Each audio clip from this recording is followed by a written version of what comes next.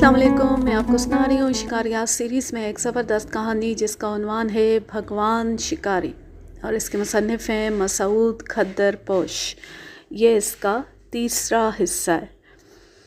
ये उन दिनों की बात है जब मैं ज़ख्मी चीते का शिकार करते हुए ख़ुद भी शदीद ज़ख्मी हो गया था, मगर चंद ही दिनों के बाद मेरे ज़ख़म भर गए थे। बाईं हाथ के चीते के मुंह में कुचले जाने के निशानात के खुरुंड भी मधम पड़ गए थे। इस खूनी लड़ाई में मेरा हाथ तो बच गया था, लेकिन उसके ज़ख्मों के निशान हमेशा के लिए मेरी बहादुरी के तमखे की तरह मौजूद रहे। मैं उन अय्याम में अपने आप को भूल कर भैलों में बेदारी पैदा करने में मसरूफ़ अमल रहा। उनकी तालीम व तरबियत का मेरा मिशन अपने उरूज पर था। दूसरी जानिब मेरे ख़िलाफ़ होने वाली ब्राह्मणों और मारवाड़ियों की साजिशें भी इंतहा को पहुंच चुकी थीं। आखिरकार उनकी मेहनत रंग लाई और अब सरकार ने भी मुझ पर शक करना शुरू कर दिया था। इस बात का वाज़ेह सबूत तब मिला जब राम राय नामी एक शख्स को मेरी निगरानी के लिए ढोलिया भेज दिया गया। राम राय अपने साथ एक बुल टेरियर कुत्ता लेकर उस जंगली कस्बे में वारिद हुआ था। बज़ाहिर उसका मकसद एक शौकिया शिकारी की तरह छोटा मोटा शिकार करना नज़र आता था, लेकिन मुझे कुछ हमदर्दों की जानिब से इशारा मिल चुका था कि वो सरकारी कारिंदा है और उसे मेरी निगरानी पर मामूर करके यहाँ भेजा गया है, लिहाजा मुझे उससे होशियार रहना चाहिए। लेकिन मुझे ये जानकर खुशी हुई थी, क्योंकि मैं भी यही चाहता था कि गवर्नमेंट मफाद परस्तों की अफवाहों पर तवज्जो देने के बजाय यहाँ की असल सूरत हाल को जान सके। इस ख़याल के तहत मैंने राम राय को खुलकर अपने करीब आने का मौका दिया। उसके साथ ही उसे अपना काम देखने का मौका भी फराहम किया जो मैंने बैलों की फलाह के लिए किए थे, ताकि वो मेरे पुरखुलूस मिशन के बारे में जान सके और इन मकासद के ख़िलाफ़ होने वाली साजिशों का इदराक कर सके। राम राय पंजाब के उस इलाके से ताल्लुक़ रखता था जो अब हरियाणा सूबे में शामिल है। उसकी मादरी ज़ुबान हरियाणवी थी। वो बहुत बातूनी शख्स था, हर वक्त उसकी ज़ुबान चलती रहती थी। इसलिए मुझे पहले ही दिन उसकी बातों से मालूम हो गया कि वो शिकार की अबजद से भी वाकिफ़ नहीं है। वो डरपोक और किसी कदर अहमक आदमी था। किसी की जासूसी करने के लिए ऐसे शख्स को मामूर करना मुझे तो बड़ी अजीब बात मालूम हुई थी, लेकिन उसका कुत्ता वाकई ज़ालिम शेर थी। मुझे उसकी ये बात बहुत बुरी लगती थी कि वो हर मामले में अपनी टांग अड़ाना फ़र्ज समझता था और फजूल बातें करके सामने वाले को ज़िच कर देता था। एक दिन शिकार की बातें करते हुए कहने लगा, मन्ने भी बहुत जनावर मारे हैं, मारा पूरा कुंबा शिकारी है। पिछले कई दिनों से वो इस तरह की डींगे मार रहा था। इसलिए मैंने फ़ौरन कहा, अच्छा भाई, कल हम घने जंगल में जाएंगे और तुम्हें खुली छूट होगी शिकार करने की। इस तरह जंगल की सैर भी हो जाएगी और तुम्हारी बहादुरी का भी पता चल जाएगा। ये सुनकर वो आएँ बाएँ शाएँ करने लगा, लेकिन जब मैंने उसकी बातें उसे याद दिलाईं तो उसके राजपूती खून में जोश आ गया और वो घने जंगल में चलने और शिकार खेलने के लिए तैयार हो गया। अगले दिन 10 बजे हम घने जंगल की तरफ चल दिए। चूँकि मेरे जहन में कोई बड़ा शिकार करने का प्रोग्राम नहीं था, इसलिए मैंने किसी भेल शिकारी या अपने मुलाजिम को साथ ले जाना ज़रूरी ना समझा। उस दिन मेरे पास किसी बरतानवी राइफ़ल की नकल थी जो दरे की बनी हुई थी। मैं देसी माल इस्तेमाल करने की चाह में अपने मुल्क की तैयार की हुई बंदूक की कारकर्दगी देखना चाहता था। राम राय के पास 12 बोर की आम बंदूक थी। वो अपने टेरियर कुत्ते के साथ शिकार की मुकम्मल तैयारी करके निकला था, लेकिन उसने पूरे दिन सख्त ज़रूरत के वक्त भी अपनी बंदूक को इस्तेमाल करने की जहमत नहीं की। वो मेरे अंदाज़े से ज़्यादा बुज़दिल और नातजुर्बेकार साबित हुआ। इत्तेफाक की बात यह कि कई घंटे तक जंगल में खज्जल ख्वार होने के बावजूद मैं भी कोई जानवर शिकार नहीं कर सका था। कई बार मैंने हिरनों की डार पर गोली चलाई, लेकिन पता नहीं क्यों कोई जानवर ना गिरा। मेरी इस नाकामी का एक सबब राम राय का कुत्ता भी था। वैसे तो वो बड़ी अच्छी नस्ल का जानवर था, लेकिन शायद वो भी अपने मालिक की तरह पहली मर्तबा जंगली जानवरों से भरे हुए घने जंगल में दाखिल हुआ था। इसलिए जब वो किसी जानवर को देखता तो यकलख्त उसके पीछे लपक कर दौड़ लगाता اور اسے میرے نشانے سے دور پہنچا کر ہی واپس آتا۔ رام رائے کی ناتجربہ کاری کا یہ حال تھا کہ وہ اپنے کتے کو قابو میں رکھنے کے لیے کوئی زنجیر یا رسی ساتھ نہیں لایا تھا۔ اگر ہم گھوڑوں پر سوار ہوتے تو شاید ہمیں کتے کی مدد سے شکار کرنے میں آسانی ہوتی، لیکن اب تو اس کی وجہ سے سامنے نظر آنے والے جانور بھی ہمارے نشانے کی زد میں نہیں آ رہے تھے۔ جب مجھ سے کوئی جانور شکار نہ ہو سکا تو رام رائے کا ہنس ہنس کر برا حال ہو گیا۔ ہم تو دوئیں ایک ہی طرح کے ہیں، نہ تنے شکار کرن آتا نہ منے گولی چلانا آتی۔ مجھے اس کی باتیں زہر لگ رہی تھیں، لیکن اتفاق یہ کہ لاکھ کوشش کے باوجود میں کوئی ایک جانور بھی نہ گرا پایا تھا۔ رام رائے بھی میری طرح چل چل کر بری طرح تھک چکا تھا، اس لیے ایک جگہ کمر پر ہاتھ رکھ کر ٹھہر گیا اور بولا، اب تو پیچھے مڑ جانا چاہیے، منے تو بھوک لگ رہی ہے۔ لیکن میں کچھ نہ کچھ شکار ضرور کرنا چاہتا تھا، اس لیے میں اسے اپنے ساتھ چلنے پر مجبور کرتا رہا۔ اس وقت ہم چھوٹی بڑی پہاڑی چٹانوں اور ٹیلوں ٹبوں کے علاقے میں چل رہے تھے۔ دوپہر کا وقت ہو چکا تھا۔ ہم ایک چھوٹا سا گھنا درخت دیکھ کر اس کے سائے میں بیٹھ گئے۔ سخت دھوپ اور گرمی میں خجل خوار ہونے کے سبب ہمیں بہت بھوک اور پیاس لگی تھی، اس لیے ہم نے اپنے ساتھ لائی ہوئی چیزیں نکالیں اور کھانے پینے بیٹھ گئے۔ رام رائے نے اپنے کتے کو بھی لنچ کرایا۔ دراصل کتا کھلے اور وسیع جنگل میں آ کر بہت انجوائے کر رہا تھا۔ اتنی بھاگ دوڑ کے باوجود وہ تھکا نہیں تھا۔ کھانے کے بعد خنودگی نے آ لیا۔ تھکاوٹ تو پہلے ہی تھی، ہمارے گندم نے ہمیں بالکل سست کر دیا۔ رام رائے کا حال بہت خراب تھا۔ وہ درخت کے سائے میں سبز گھاس پر لیٹ گیا اور میرے ٹوکنے کے باوجود آنکھوں پر بازو رکھ کر ایسی بے پرواہی سے سو گیا جیسے وہ کسی خطرناک جنگل میں نہیں بلکہ اپنے بیڈ روم میں ہو۔ میں نے اپنی رائفل درخت کے تنے کے ساتھ رکھ دی اور اس سے ٹیک لگا کر بیٹھ گیا۔ مجھ سے یہ غلطی ہوئی کہ میں نے درخت پر بالکل توجہ نہ دی جہاں شہد کی مکھیاں چکرا رہی تھیں۔ دراصل درخت کی ایک بلند شاخ پر بڑی مکھیوں کا چھتا تھا جس پر میری نظر نہیں پڑ سکی تھی۔ مجھے اسی طرح بیٹھے بیٹھے اونگ آ گئی۔ جاگتے رہنے کی کوشش میں سونے سے پہلے میں نے دیکھا تھا کہ کتا ہمارے ارد گرد پودوں میں ادھر ادھر چکرا رہا تھا۔ کسی درندے کی سانسوں کی تیز آوازوں اور کتے کی دہشت ناک ہرراہٹ سے اچانک میری آنکھ کھل گئی۔ میں نے دیکھا کہ ایک خوفناک موٹا تازہ کالا ریچھ ہماری طرف بڑھنے کی کوشش کر رہا ہے اور وفادار کتا اپنے سے 20 گنا بڑے اس درندے کا راستہ بڑی بہادری سے روکے ہوئے۔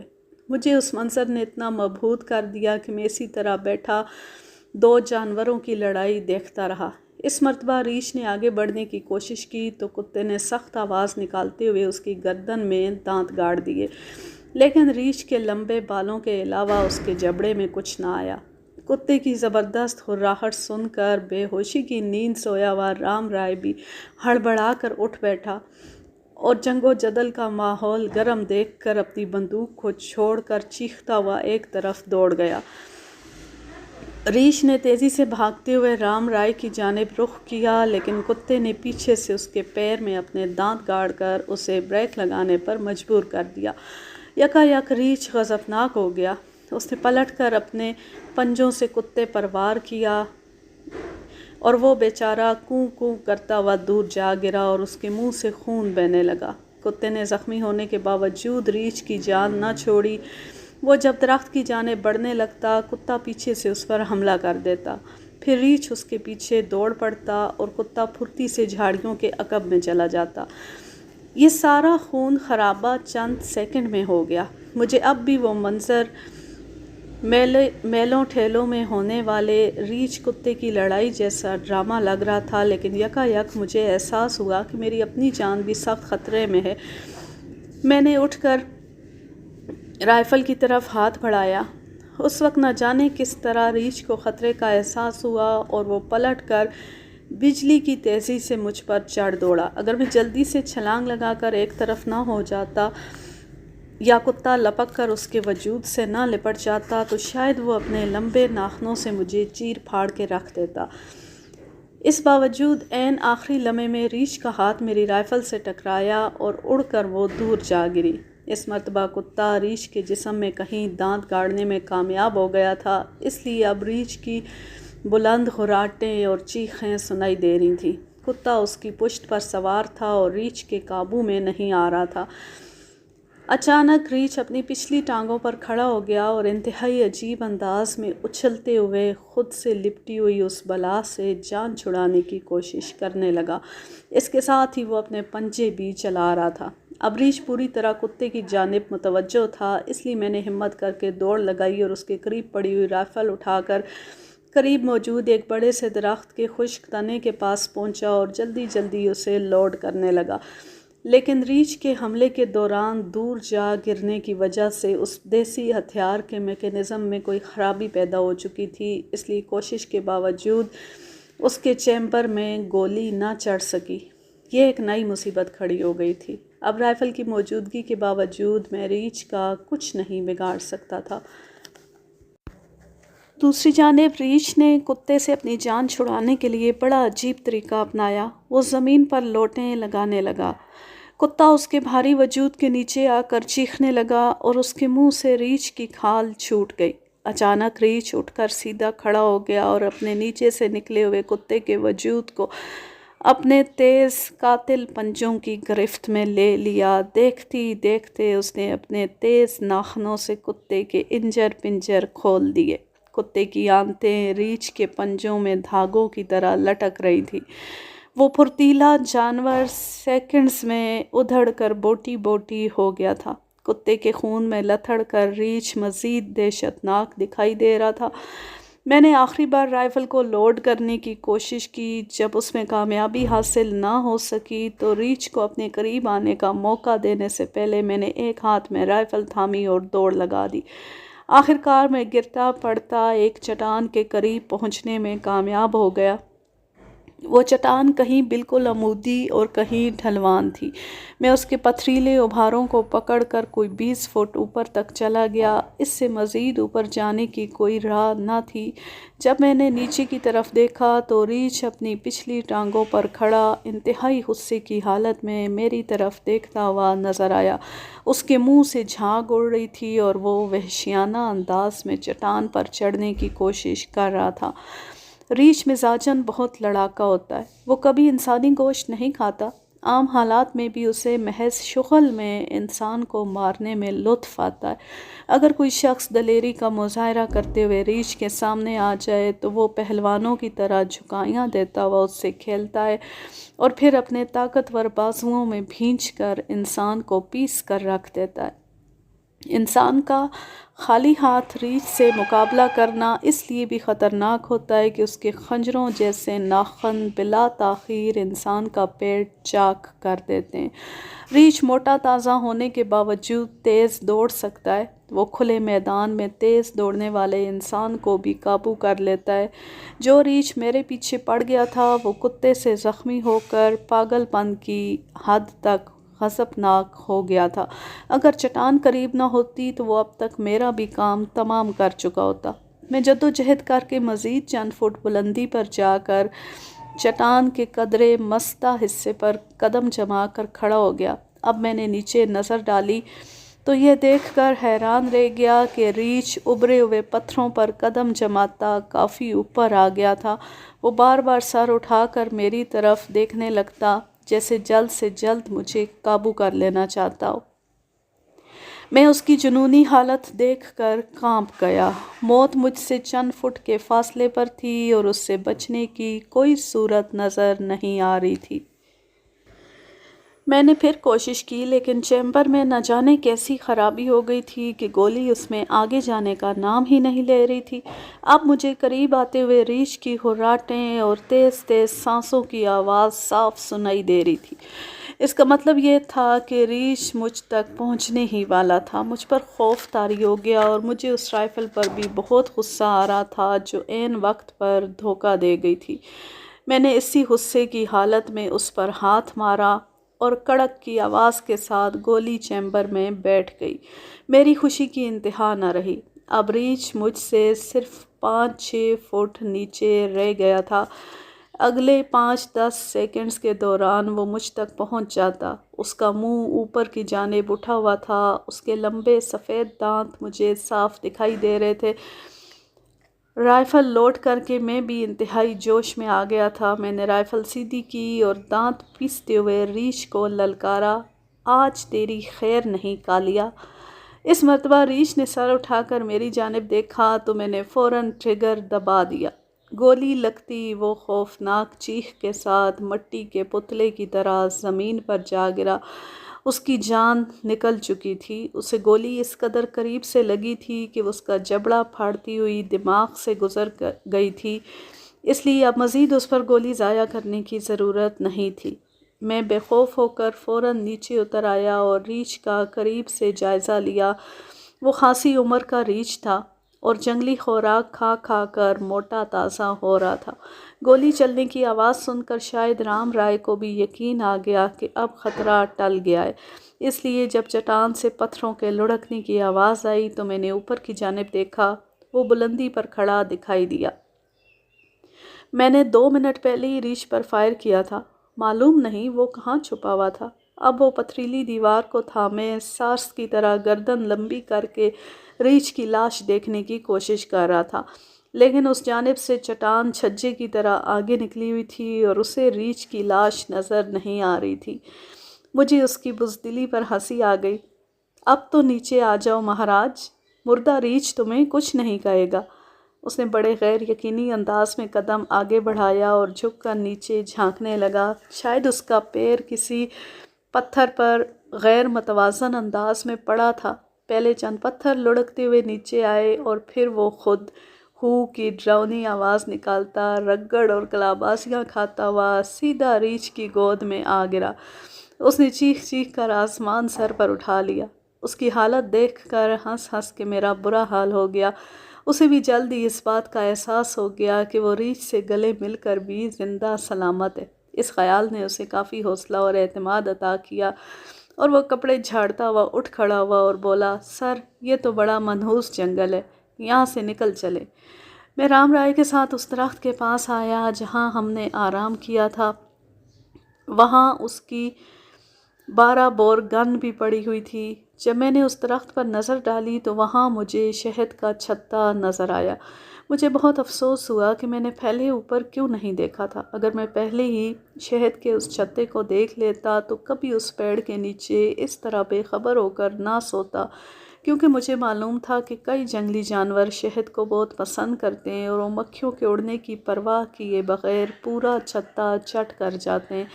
خاص طور پر ریچھ تو میٹھے کا عاشق ہوتا ہے۔ وہ میلوں دور سے شہد کی بو سونگھتا ہوا اصل جگہ پر جا پہنچتا ہے۔ یہ ریچھ بھی جو اس درخت کی طرف آنے کی کوشش کر رہا تھا وہ شہد کی وجہ سے ہی تھا۔ اس کا مطلب ہمیں نقصان پہنچانا نہیں بلکہ شہد حاصل کرنا تھا، مگر کتے کی چوکیداری کے سبب یہ خوفناک خونی فساد برپا ہو گیا تھا۔ واپسی کا سفر خاصا طویل تھا، اس لیے ہم گپے ہانکتے ہوئے چلتے رہے۔ رام رائے خود کو کافی حد تک سنبھال چکا تھا۔ وہ ایسی ڈھیٹ مٹی کا بنا ہوا تھا کہ اسے اپنے وفادار کتے کی دردناک موت کا بھی کوئی افسوس نہیں تھا۔ وہ ریچھ کے حملے کے موقع پر دکھانے والی اپنی بے مثال بزدلی کو اپنی باتوں سے بھلانا چاہتا تھا۔ اس نے نان سٹاپ گپے ہانکنا شروع کر دی۔ اس کا موضوع ریچھ اور ریچھنی تھے۔ پہلے تو اس نے ریچھ کی نفسیات پر روشنی ڈالی اور پھر اس کے اور ریچھنی کے تعلقات پر سیر حاصل گفتگو کی۔ وہ جھوٹے اور من گھڑت قصے سنا کر مجھے متاثر کرنے کی کوشش کر رہا تھا۔ ریچھ اور ریچھنی ہمیشہ اکٹھے رویں، جے کوئی ان میں سے کسی کو مار دے تو دوسرا اس کا بدلہ ضرور لیوے۔ ریچھنی اپنے ریچھ کا بدلہ لین کے واسطے شکاری کے گھر تک پہنچ جاوے۔ جے شکاری اپنے گھر کا دروازہ بند کر دوے تو وہ چھات پھاڑ کر شکار کو جان سے مار دوے۔ میں نے چونکہ ریچھ کو مارا تھا اس لیے میں رام رائے کی ان باتوں کا مقصد اچھی طرح سمجھ گیا تھا۔ مجھے پہلے ہی اس کی حرکتوں پر سخت غصہ آ رہا تھا، اس لیے میں نے قدرے سخت لہجے میں کہا، تمہارے پاس کہنے کو کوئی دوسری بات نہیں ہے؟ تم بار بار ریچھنی کے انتقام کی باتیں کر کے مجھے ڈرانے کی کوشش کر رہے ہو۔ اس نے میری اس بات کو اپنی کامیابی تصور کیا اور کہکا مار کے ہنس پڑا۔ پھر وہ قسمیں کھا کر مجھے یقین دلانے لگا کہ اس نے جو کچھ کہا ہے وہ بالکل سچ ہے۔ اس وقت تک دن ڈھل چکا تھا اور جنگل میں دھندلا سا اندھیرا چھانے لگا تھا۔ میں نے ترشی سے کہا کہ وہ روشنیوں کے بارے میں اپنی بک بک بند کرے اور مکمل تاریکی چھانے سے پہلے گھر پہنچنے کی ہمت کرے۔ اس کے ساتھ ہی میں نے بھی اپنی رفتار بڑھا دی۔ میری اس بات سے رام رائے نے یہ اندازہ لگایا کہ میں اس کی باتوں سے ڈر گیا ہوں اور اب جلدی گھر پہنچنا چاہتا ہوں۔ اب وہ کم وقت خاموش ہونے کے بجائے مزید جوش کے ساتھ روشنیوں کے ظالمانہ انتقام کے قصے سناتا رہا۔ اس وقت ہم ایک ٹیڑھی میڑھی تنگ سی پگڈنڈی پر چل رہے تھے۔ ہمارے دائیں بائیں بڑے گھنے درخت تھے اور ان کے نیچے بے شمار جھاڑیاں اگی ہوئی تھیں۔ ملگجا سا اندھیرا پھیل چکا تھا جس کے سبب دور کی چیزیں صاف طور پر نظر نہیں آ رہی تھی۔ مجھے ایسے میں کچھ فاصلے پر کالے رنگ کی کوئی چیز سائے کی طرح پگڈنڈی سے گزرتی ہوئی دکھائی دی۔ میں ٹھٹک کر رک گیا، لیکن رام رائے گردن جھکائے اپنی دھن میں روشنیوں کے بدلہ لینے کی سنسنی خیز داستان سناتا ہوا آگے بڑھتا رہا۔ اچانک سیاہ رنگ کی ایک روشنی جنگل سے نکل کر واقعی پگڈنڈی پر ہمارے سامنے آ کر کھڑی ہو گئی۔ میرے وجود میں خوف کی ایک سرد لہر سی دوڑ گئی۔ رام رائے کی گپیں سچ ثابت ہوتی دکھائی دے رہی تھی، لیکن وہ اب بھی اس سے بے خبر اپنی رو میں زبان چلاتا ہوا آگے بڑھتا چلا جا رہا تھا۔ جیسے ہی اس نے سر اٹھایا تو سامنے موجود عفریت کو دیکھ کر اس کی گھگی بن گئی۔ بچاؤ رے! وہ یک لخت پلٹ کے میری طرف دوڑا اور مجھ سے بری طرح لپٹ گیا۔ انتہائی خوفزدہ ہونے کے سبب اس کے منہ سے عجیب آوازیں نکل رہی تھیں۔ اس کے اچھلنے کودنے اور شور مچانے سے روشنی پوری طرح ہماری جانب متوجہ ہو گئی۔ پہلے تو وہ دور کھڑی اپنی تھوتنی اٹھائے شروں شروں کرتی ہوئی سونگتی رہی، پھر اس نے دھیرے دھیرے ہماری طرف بڑھنا شروع کر دیا۔ رام رائے نے سختی سے جپھی ڈالی ہوئی تھی اور وہ بار بار گردن موڑ کر روشنی کو دیکھ رہا تھا۔ جب روشنی نے ہماری طرف بڑھنا شروع کیا تو وہ بالکل ہی ہمت ہار بیٹھا اور رونے جیسی آواز میں روشنی کی منتیں کرنے لگا۔ ارے من نے تیرا ریچھ نہیں مارا، من نے تو کچھ بھی نہیں کرا، اے میرے بھگوان من نے بچا لے۔ رام رائے کے چمٹے ہوئے ہونے کی وجہ سے میں ٹھیک طرح سے اپنی رائفل استعمال نہیں کر سکتا تھا، اس لیے میں نے زور کا دھکا دے کر اسے خود سے الگ کیا اور عجلت میں کندھے سے لٹکی رائفل اتار کے اسے لوڈ کرنے لگا۔ اس مرتبہ رائفل نے پوری طرح میرا ساتھ دیا۔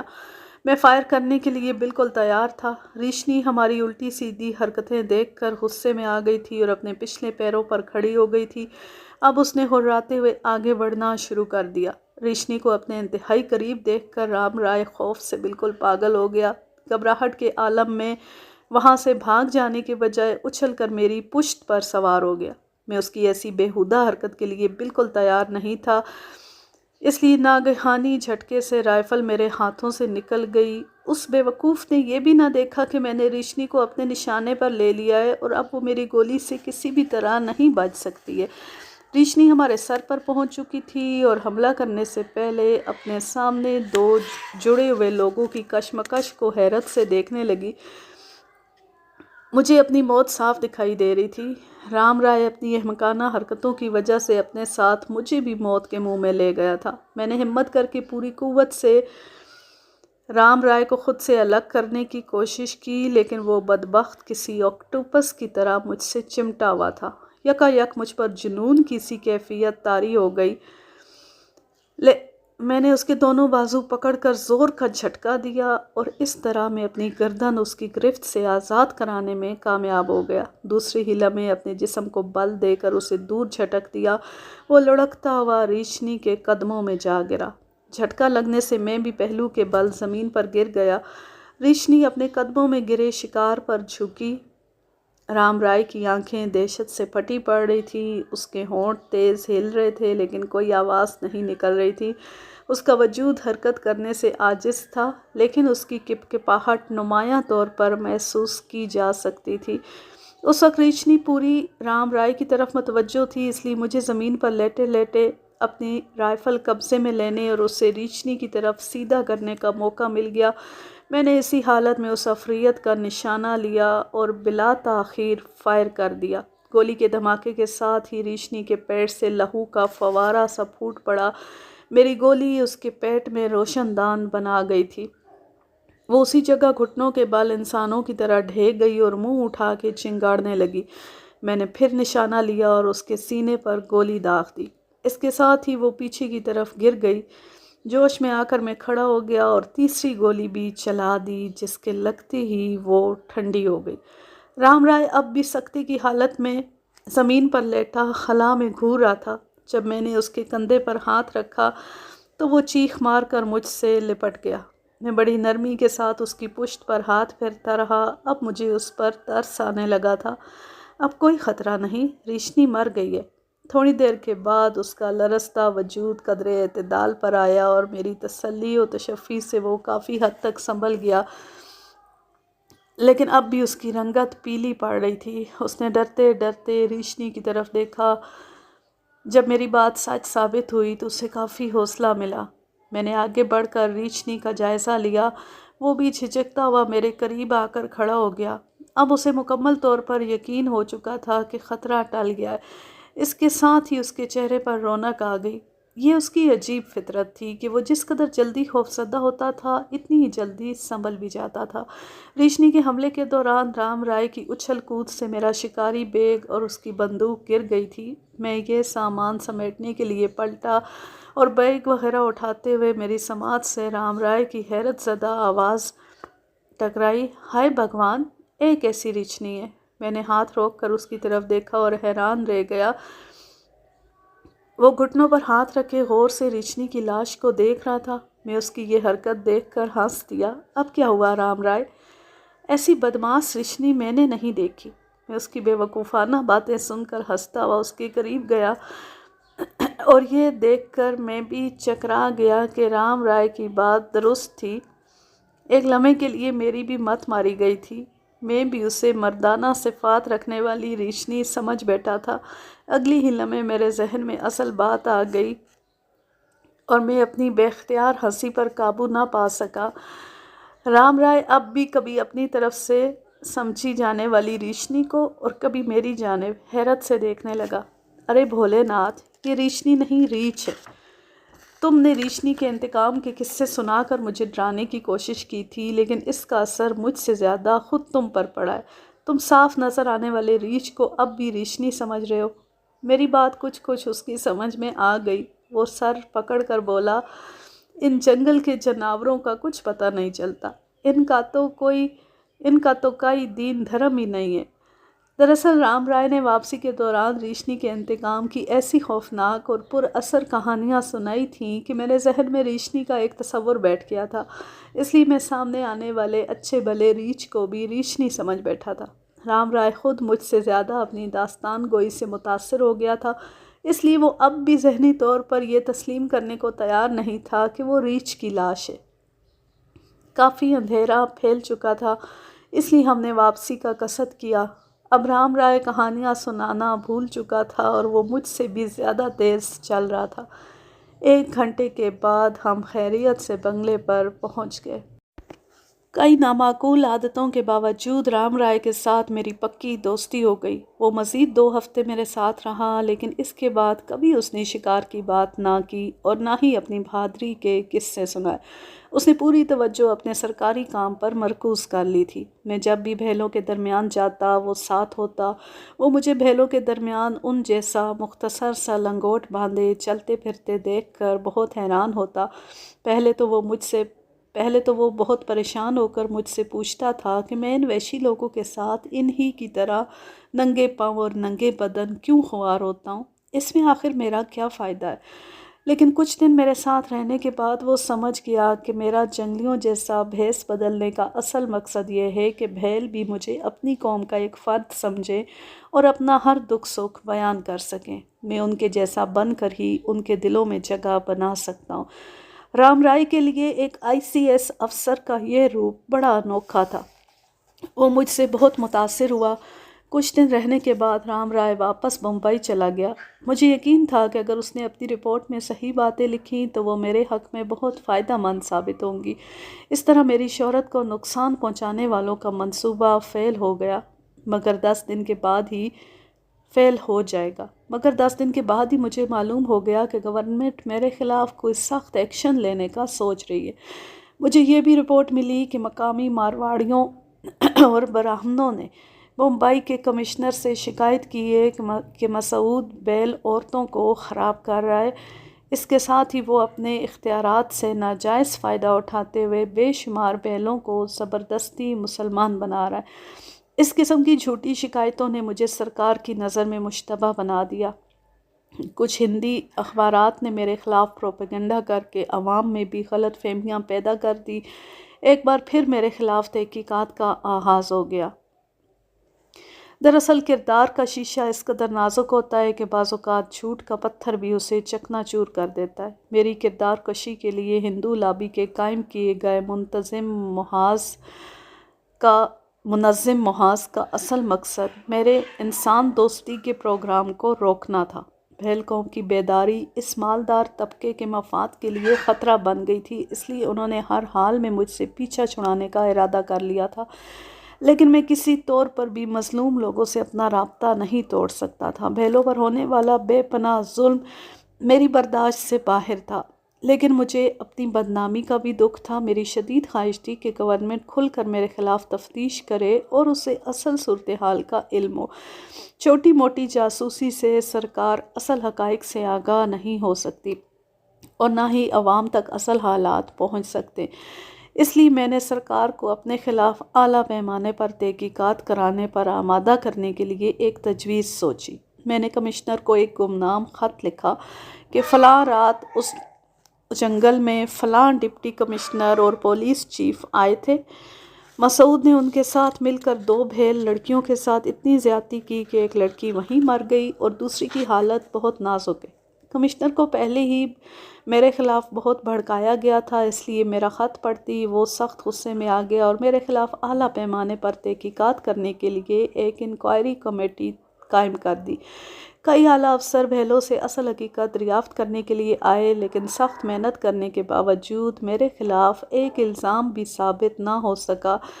ہر بات صاف ہو کر سامنے آ گئی تھی کہ میرا نہ تو کسی بھیل عورت کے ساتھ غلط تعلق ہے اور نہ ہی میں زبردستی کسی بھیل کا دھرم بدل رہا ہوں، بلکہ بھیل قبائلی سرداروں نے میرے حق میں لمبے چوڑے بیان دیے جنہیں سن کر سرکار کی آنکھیں کھل گئیں۔ جب میرے بیان دینے کا موقع آیا تو میں نے بڑے دھڑلے کے ساتھ مارواڑیوں اور برہمنوں کے بھیلوں پر کیے گئے مظالم کی تفصیل سامنے رکھ دی۔ اس کے ساتھ ہی میں نے انگریزی کمشنر کو اپنے خلاف ہونے والی سازش کے بارے میں بھی آگاہ کیا۔ کمشنر اصل صورتحال جان کر مجھ سے بہت خوش ہوا۔ اسے نہ صرف مجھ پر لگائے گئے ہر الزام کو بے بنیاد قرار دیا، بلکہ اپنی رپورٹ میں میری کارکردگی کی بہت تعریف کی اور ہندوؤں کی غلط پالیسی کی زبردست مذمت کی۔ ان تمام باتوں کے باوجود ہندو سیٹھوں کے رویے سے بد دل ہو کر کمشنر نے مجھ سے کہا، مسٹر مسعود، جو حقائق سامنے آئے ہیں انہیں دیکھ کر مجھے خدشہ ہے کہ یہ سازشی عناصر آپ کا پیچھا نہیں چھوڑیں گے۔ ان حالات میں یہ علاقہ آپ جیسے افسر کے لیے مناسب نہیں ہے۔ اس کی بات سن کر میں سمجھ گیا کہ اب میرا تبادلہ ہو جائے گا، لیکن اللہ نے میری عزت بحال کر دی تھی، یہ میرے لیے سب سے بڑا انعام تھا۔ کمشنر نے گورنر کو رپورٹ ارسال کر دی۔ گورنر ذاتی طور پر میرے کردار سے واقف تھے، اس لیے وہ بہت خوش ہوئے۔ دراصل گورنر سر جان کالول بڑے انسان دوست اور درد مند دل رکھنے والے افسر تھے۔ انہوں نے میرے حق میں اپنے حکم کے ساتھ ایک پریس نوٹ بھی جاری کیا جو بمبئی کے تمام اخبارات میں شائع ہوا۔ اس کی اشاعت کے ساتھ ہی یہ ہوا کہ عوام میں عزت نفس اور شہرت بحال ہو گئی اور سب کو اصل حقیقت معلوم ہو گئی۔ بھیلوں کے لیے کیے گئے میرے کام نے اس حد تک شہرت پائی کہ میرے ہم منصب افسر مجھے مسعود بھیل کہنے لگے تھے۔ اس طرح ایک اور نام مجھ سے منسوب ہو گیا۔ دوسری عالمی جنگ کے ختم ہونے کا وقت قریب آ گیا تھا۔ ملک کی سیاسی صورتحال تیزی سے تبدیل ہو رہی تھی۔ ہندوستان میں انگریزوں کا اقتدار نزع کے عالم میں تھا۔ شاید نئے انتظامی اور سیاسی مسائل کا ادراک کرتے ہوئے سر جان کالول نے سوچا کہ سردار پٹیل جیسے متعصب لیڈروں کی موجودگی میں صوبے کی کانگریسی حکومت مسعود جیسے عوام دوست مسلمان افسروں کو تنگ کرے گی، اس لیے انہوں نے بہت سوچ سمجھ کر میرا تبادلہ بمبئی سے صوبہ سندھ میں کر دیا۔ سر جان کالول میری کارکردگی سے اتنے متاثر تھے کہ انہوں نے سندھ کے گورنر فرانسس موڈی کو لکھے لکھے گئے اپنے خط میں میری انتظامی صلاحیتوں کی تعریف کی۔ انہوں نے اپنے خط میں لکھا تھا، اس نڈر مسلمان افسر کا ہر طرح خیال رکھا جائے۔ ہندو پریس نے ان کے خلاف بے بنیاد پروپیگنڈا کر کے انہیں متنازع شخصیت بنا دیا، جس کے سبب اعلیٰ عہدوں پر فائز غیر جانبدار انگریز افسر بھی ان پر شک کرنے لگے۔ آخر کار میرا تبادلہ ہو گیا۔ ڈھولیا خاندیش سے میری واپسی کا منظر بڑا دردناک تھا۔ اس دن جنگل کے ہزاروں ننگ دھڑنگ بھیل میرے بنگلے کے ارد گرد جمع ہو گئے۔ ان میں سے کئی لوگ اپنے مذہبی طور طریقوں سے عجیب و غریب رسمیں ادا کر رہے تھے۔ اس وحشی قوم نے واقعی مجھے اپنا دیوتا مان لیا تھا۔ میری اس طرح کی جدائی ان کی برداشت سے باہر ہوتی جا رہی تھی۔ میں نے انہیں ایک جگہ جمع ہونے کی ہدایت کی، پھر میں نے ان کے سامنے باقاعدہ تقریر کی اور نئے حالات کے مطابق کام کرنے کے آخری مشورے دیے۔ وہ اس طرح ہمہ گوش تھے جیسے میں انہیں کوئی الہامی کلام سنا رہا ہوں۔ پھر میں نے ایک ایک کے پاس جا کر اسے تسلی دی اور آخری بار سب سے پیار سے ملا۔ وہ سب بہت جذباتی ہو رہے تھے۔ جب میری سواری روانہ ہوئی تو کئی قبائلیوں نے بلند آواز سے رونا شروع کر دیا۔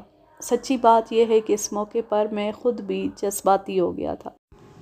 اب میں لیتی ہوں آپ سے اجازت۔ جانے خوش رہیں، شاد و آباد رہیں، ہنستے مسکراتے رہیں۔ اور اگر یہ ویڈیو، یہ کہانی پسند آئی، میرا انداز پسند آیا تو اس ویڈیو کو لائک کیجئے، زیادہ سے زیادہ شیئر کیجئے، اچھا سا کمنٹ کیجئے۔